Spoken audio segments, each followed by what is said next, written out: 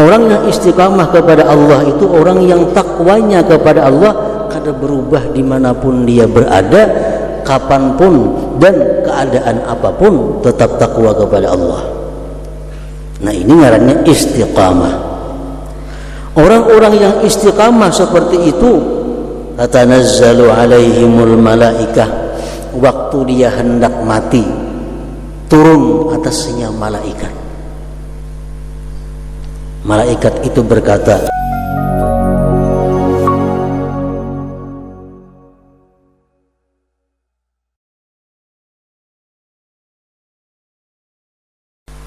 di sini Allah Subhanahu wa taala menerangkan bahwa Al-Qur'an itu diturunkan dari Rahmanir Rahim, dari Tuhan yang Maha Pengasih, Maha Penyayang. Allah mengambil dua asma-Nya.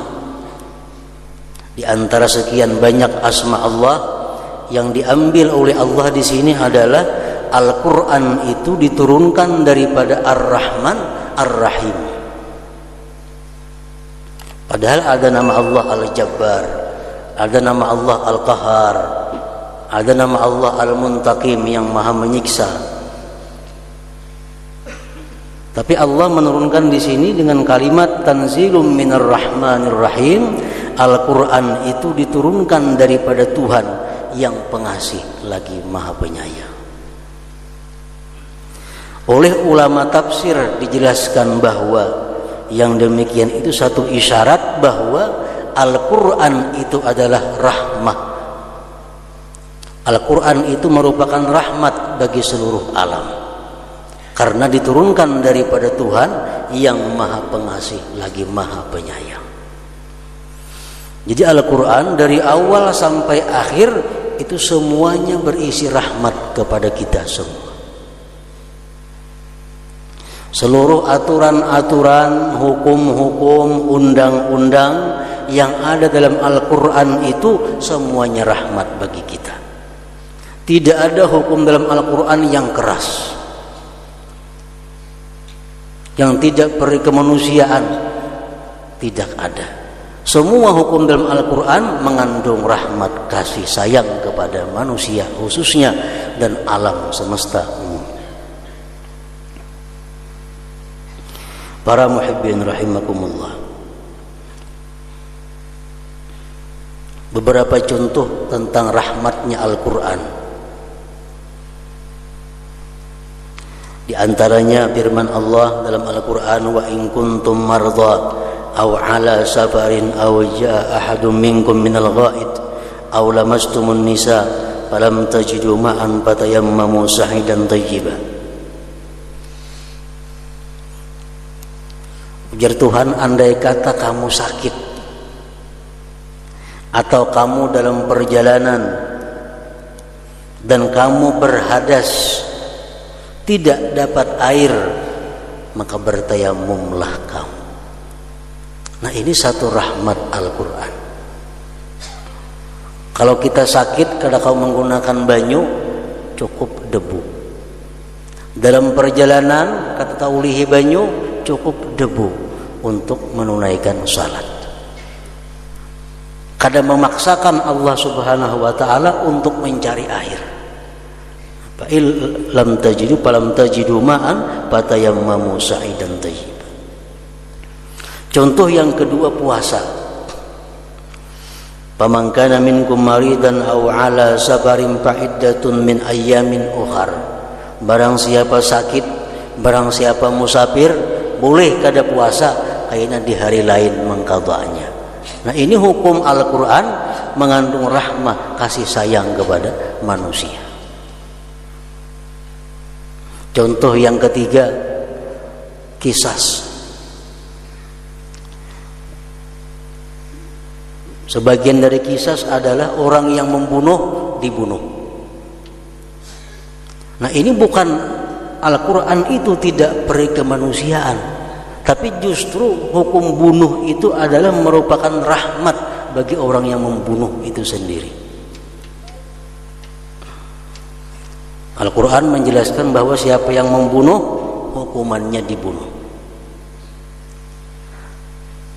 Tapi tapi dengan beberapa syarat. Pertama, syaratnya sengaja. Kalau kita kada sengaja membunuh, itu kada dihukum bunuh. Umpamanya kita menimbak burung, tertimbak manusia, kada sengaja ngarannya. Nah, itu kada ada hukum qisas. Yang kedua, membunuh itu dengan alat yang mematikan. Kalau kita menampiling orang, mati orangnya, kada dihukum qisas. Karena tampiling itu kada mematikan biasanya. Yang ketiga, keluarga yang dibunuh tidak mau memaafkan. Yang keempat, keluarga yang dibunuh tidak mau dibayar diat, dibayar ganti rugi. Nah, hanyar nang membunuh itu dibunuh. Dibunuhnya pun dengan pedang yang tajam, supaya yang membunuh ini dibunuh jangan merasakan sakit. Jadi hukum qisas itu sebenarnya adalah rahmat Allah Subhanahu wa taala kepada orang yang membunuh itu, bukan dikatakan sebagai tidak berkemanusiaan. Nah, tanzilum minar rahmanir rahim, bahwa Al-Quran itu diturunkan daripada Tuhan yang maha pengasih lagi maha penyayang.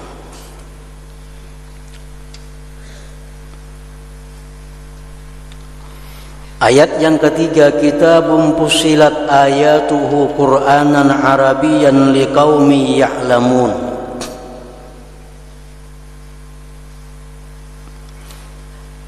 Kitab Al-Quran itu dijelaskan ayat-ayatnya, dirincikan ayat-ayatnya sebagai Quran yang berbahasa Arab, liqaumi ya'lamun, bagi kaum yang berilmu. Nah, jadi artinya Al-Quran itu adalah merupakan satu ayat Allah yang jelas.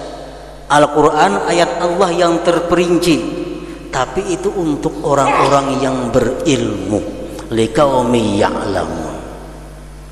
Bagi orang-orang yang cukup ilmunya, nah bagi mereka Al-Quran itu merupakan sumber pengambilan hukum. Orang-orang yang cukup pengetahuannya, Al-Quran merupakan sumber kembali dalam segala masalah. Nah, bagi orang-orang yang seperti kita, orang-orang yang kada cukup ilmu pengetahuan, yang kada cukup alat-alatnya, jelas tidak akan bisa langsung mengambil hukum daripada Al-Quran itu. Nah, para muhibbin rahimakumullah, kitabun fussilat ayatu Qur'anan Arabiyya liqaumi ya'lamun. Siapa yang bisa mengambil hukum dari Al-Quran? Orang-orang yang dianggap sebagai ahlul ijtihad, orang-orang yang mampu untuk berijtihad, orang-orang yang sudah menguasai Al-Quran dari awal sampai akhir, yang menguasai berbagai macam hadis Rasulullah sallallahu alaihi wasallam. Mereka itulah yang bisa menjadikan Al-Quran sebagai dasar hukumnya.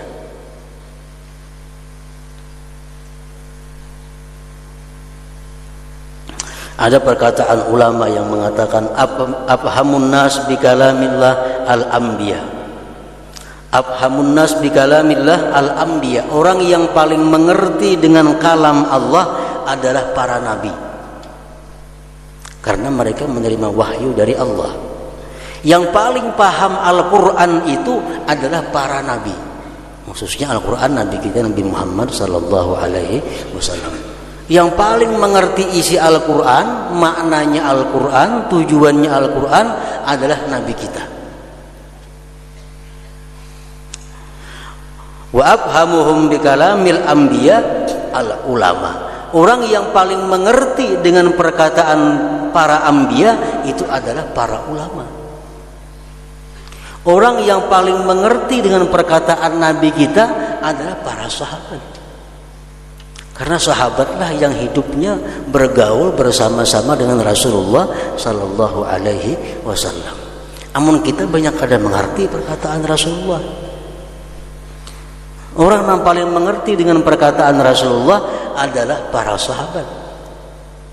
Orang yang paling mengerti perkataan para sahabat itu para tabi'in. Nah seterusnya sampai kepada kita.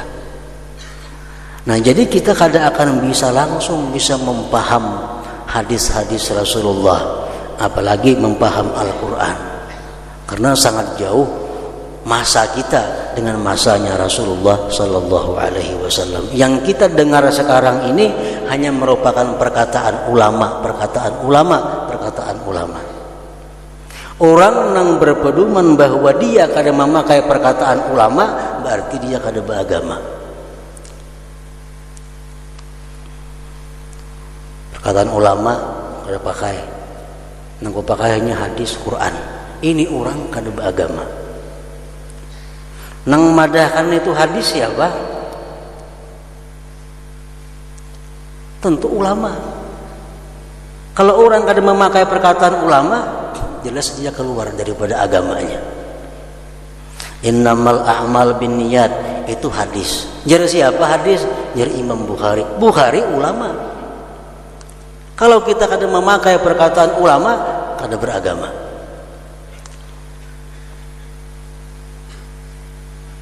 Nah, para muhibbin rahimakumullah, Al-Quran itu jelas ayatnya, paham pengertiannya, liqaumi ya'lamun, bagi kaum yang punya ilmu. Kaum yang punya ilmu siapa? Ahlul ijtihad, orang yang berijtihad, yang mampu mengambil dasar hukum dari Al-Quran. Di dalam kitab Faidul Qadir halaman 24 jilid 1 disebutkan bahwa Imam Bukhari itu hafal kurang lebih 600.000 hadis. 600.000 hadis hafal bersama sanad-sanadnya. Tapi dalam hal ilmu fikih beliau bermadhab kepada madhab Syafi'i. Imam Bukhari itu pengikut Imam Syafi'i. Wa tafaqqaha al-Bukhari bi ashabis Syafi'i. Imam Bukhari pun belajar fikih dengan murid-murid Syafi'i. Nah, orang sekelas Imam Bukhari bermazhab dengan Syafi'i, apalagi nang kelas nang 10 puting hafal hadis. Itu kan hafalnya bejuju-juju. Nah, makanya tadi orang yang kadang memakai perkataan ulama, berarti orang tersebut kada beragama.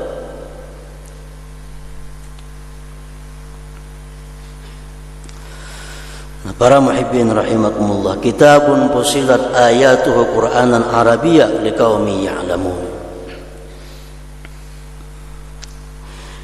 Basyira wa nadhira, Al-Quran itu memberikan kabar gembira, sekaligus Al-Quran juga memberikan kabar yang menakuti. Memberikan kabar gembira Al-Quran kepada orang-orang yang beriman, seperti firman Allah Subhanahu wa taala, alladzina amanu bi ayatina wa kanu muslimin udkhulul jannata antum wa azwajukum tuhbarun. Ini kabar gembira Al-Quran. Orang-orang yang beriman dengan ayat kami dan mereka muslimin, masuklah kalian ke dalam surga bersama pasangan-pasangan kalian, tuhbarun, dalam keadaan gembira. Nah, ini Al-Quran memberikan kabar gembira kepada orang yang beriman dan mengamalkan ajaran imannya.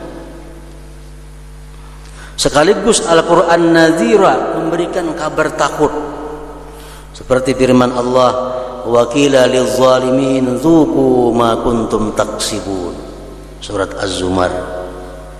Di akhirat kaina dikatakan kepada orang-orang yang zalim, rasakan azab akibat perbuatan kamu di dalam dunia. Ini ancaman Allah kepada orang-orang yang zalim. Rasakan ini azab akibat perbuatan kamu di dalam dunia. Jadi Al-Quran itu basyira wa nadhira. Fa'arada aktsaruhum bahum la yasma'un, maka berpaling kebanyakan orang-orang Quraisy itu daripada Al-Quran. Bahum la yasma'un, mereka tidak mau mendengarkan Al-Quran.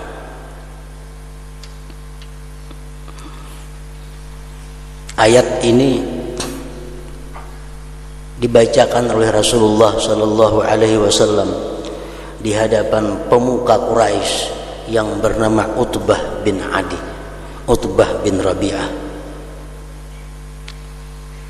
Utbah bin Rabi'ah pemuka kafir Quraisy, kawannya Abu Jahal dan semisalnya. Utbah datang kepada Rasulullah sallallahu alaihi wasallam, bertanya Utbah kepada Rasulullah.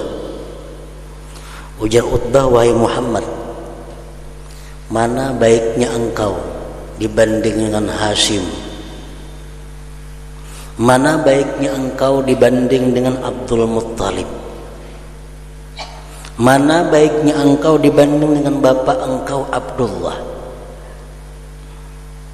Mana baiknya Ikam dengan Abdullah? Mana baiknya Ikam dengan Abdul Muttalib? Mana baiknya Ikam dengan Hashim? Nabi kita diam. Kalau Muhammad, kalau lebih baik mereka daripada engkau, kenapa engkau celah Tuhan mereka? Kenapa engkau katakan sesat mereka itu? Kalau Ikam katakan bahwa lebih baik Ikam daripada mereka, apa alasan Ikam? Ujar Utbah bin Rabi'ah kepada Nabi Muhammad. Utbah berkata lagi kepada Nabi Muhammad SAW, wahai Muhammad, andai kata engkau hendak menjadi orang yang terkaya di Mekah, kami siap menjadikan engkau orang yang terkaya.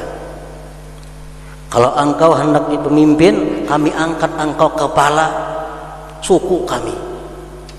Kalau engkau hendak istri, kami beri engkau 10 perempuan Quraisy. Nabi kita dia mendengarkan Utbah tadi. Tuntung Utbah bicara, sudah habis kaji Rasulullah, habis. Lalu beliau membaca ayat tadi, Hamim tanzilum minar rahmanir rahim, kitabun fussilat ayatuhu qur'anan arabiyyan liqaumin ya'lamun, basyiran wa nadhira fa'arada aktsaruhum bahum la yasma'un, sampai seterusnya.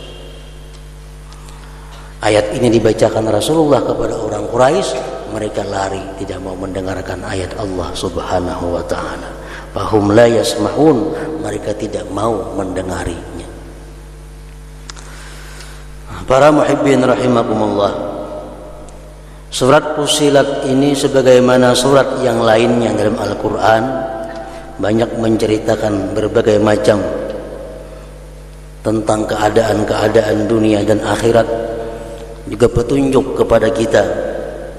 Di antaranya firman Allah Subhanahu wa taala, innal ladzina qalu rabbuna Allah thumma istaqamu tatanazzalu alaihimul malaikatu an la takhafu wa la tahzanu wa abshiru bil jannati allati kuntum tu'adun nahnu awliyaukum bil hayatid dunya wa fil akhirah walakum fiha ma tashtahi anfusukum walakum fiha ma tad'un nuzulan min ghafurir rahim. Allah berfirman, innal ladzina qalu rabbuna Allah, orang-orang yang mengata Tuhan kami Allah, orang-orang yang takwa kepada Allah Subhanahu wa taala, orang-orang yang selalu menjunjung perintah Allah, menjauhi larangan Allah. Tsumma istaqamu, kemudian mereka istiqamah. Artinya mereka takwa kepada Allah dalam keadaan apapun. Dalam keadaan susah, takwanya kepada Allah kada berubah. Dalam keadaan kaya, takwanya kepada Allah kada berubah. Dalam keadaan sakit, takwanya kepada Allah kada berubah. Dalam keadaan sihat, takwanya kepada Allah kada berubah. Dalam keadaan apapun, takwa kepada Allah tidak ada perubahan, tetap takwa. Nah, ini istaqamu artinya. Kadang-kadang manusia beribadah kepada Allah waktu miskin, ya sudah kaya lupa kepada Allah. Nah, ini bukan istiqamah. Ada orang yang waktu kayanya beribadah kepada Allah, begitu miskin rusak ibadahnya. Ini bukan istiqamah. Ada orang yang takwa kepada Allah hanya di kampung halamannya. Kalau keluar kampung sudah hilang takwanya. Ini kada istiqamah. Orang yang istiqamah kepada Allah itu orang yang takwanya kepada Allah kada berubah dimanapun dia berada, kapanpun dan keadaan apapun tetap takwa kepada Allah. Nah, ini ngarannya istiqamah. Orang-orang yang istiqamah seperti itu, tatanazzalu alaihimul malaikah, waktu dia hendak mati turun atasnya malaikat. Malaikat itu berkata, janganlah kamu takut, janganlah kamu sedih, gembiralah kamu dengan surga yang telah dijanjikan kepada kalian. Kami kawan-kawan kamu di kehidupan dunia dan akhirat, dan bagi kamu pada akhirat itu sesuatu yang kamu menghendaki dan apa yang kamu angan-angan. Nuzulan min ghafurir rahim, sebagai penghormatan dari Tuhan yang Maha Pengampun dan Maha Penyayang. Nah, para muhibbin rahimakumullah, ini istiqamah merupakan satu sifat yang paling mulia dalam diri seseorang hamba. Ini yang selalu kita minta kepada Allah. Allahumma inni as'alukal istiqamah. Ya Allah, aku minta kepada Engkau istiqamah, agar takwa kita kepada Allah ini tahan uji. Takwa kepada Allah kada berubah bakawan siapapun. Ada manusia takawan orang yang baik-baik, takawan orang nakal. Nah, ini kada istiqamah. Takawan tuan guru kayak tuan guru juga putungan. Takawan pengusaha kayak pengusaha juga pakaiannya. Ini kada istiqamah. Orang yang istiqamah dengan siapapun dia berteman, takwanya kepada Allah kada berubah. Nah, orang yang macam ini kedudukannya sudah dianggap sebagai waliullah, walinya Allah Subhanahu wa taala. Dan karamat yang paling besar adalah istiqamah. Kalau orang kau berjalan di banyu kada basah, belum harat lagi. Orang kau terbang di udara, belum harat lagi. Orang kalau mau ulah batu jadi emas, belum harat lagi. Tapi kalau sudah orang itu bisa istiqamah, nah hanya dikatakan orang ini hebat. Istiqamah khairun min alfi karamah. Istiqamah itu lebih baik daripada 1000 karamat. Tengah malam bangun, sakitkah, panaskah, dinginkah, tetap bila jam 3 bangun. Ini istiqamah dalam qiyamul lail. Ini bila hari hujan belokop, bila hari panas hanyar bangun malam. Ini kada istiqamah ngarannya.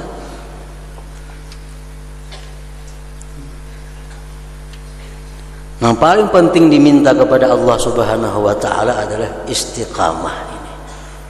Allahumma inni as'alukal istiqamah. Ya Allah, aku minta kepada Engkau istiqamah. Kita diberi Allah istiqamah, berarti kita diberi Allah sesuatu yang paling mulia di dunia dan akhirat.